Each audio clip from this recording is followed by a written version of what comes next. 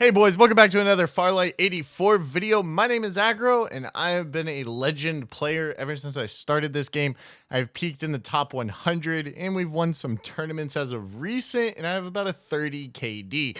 Today I'm going to be teaching you guys what are the best top 5 guns that you guys can be using inside of Farlight 84 in order to maximize your potential on the battlefield. Coming in at the number 5th spot is the Generator. I really like this gun for this category because of its ease of use, and fire rate and recoil control is a lot easier to use.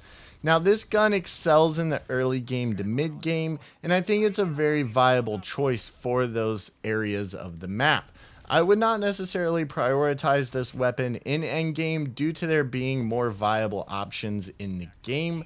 But for the beginning of the game, if you guys catch this gun laying on the ground, definitely pick it up. It'll help you clear out your initial POIs and even into the mid game very easily. Now, this gun is basically like a baby Jupiter, and I feel like it is very difficult to not mention the other weapon of this category, which would be the Porcupine. The Porcupine is basically like a baby AK-77. Both of these guns I feel like deserve the 5th spot, but due to the Generator's ease of use, I've given it the title as the 5th best weapon in the game currently, and Farlight has named it the most popular weapon in the game as of recently. Coming in at the number 4 spot, we have the hardest hitting per shot AR inside of Farlight 84. That is the AK-77. I feel like this gun excels in the mid-range extremely well, and it really outshines most of the other guns in the game. The only reason it is ranked so low is due to its versatility up close. I feel like is a little bit lacking, and there are better options in the game currently. But don't get it wrong, this gun is absolutely cracked. If you guys have a chance to pick up this gun, and if you manage to get a purple barrel or higher on it, you will notice the recoil on it drop off dramatically.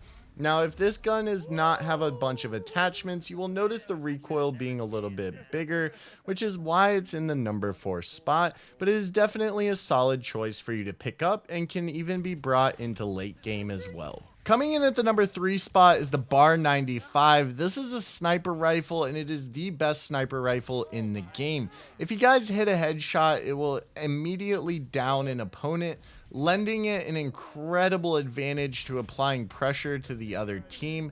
You guys can see all the way across the map with this weapon if you have an 8x, so it's very versatile for applying pressure at range and getting those early knocks on the team. Another thing about this gun is the hipfire capability with it being a sniper rifle is absolutely insane. You can literally hipfire someone across the map, as you guys are about to see. So if you guys use this gun, you can use it up close and hip fire and swap to your M4 or Jupiter to quickly finish off a kill, dramatically increasing the TTK of your weapons. This gun's ability to apply pressure to the other team to get early knocks and fights lends it the number 3 spot. So coming in at the number 2 spot, we have the M4. This is one of the most versatile long-range ARs in the game, and arguably I would say it is the most versatile long-range AR in the game. Just because its ability to beam at range with very little recoil makes this gun an absolute demon. The TTK on this gun is absolutely incredible. Once you get it past the blue level as well, you really start to see this weapon shine.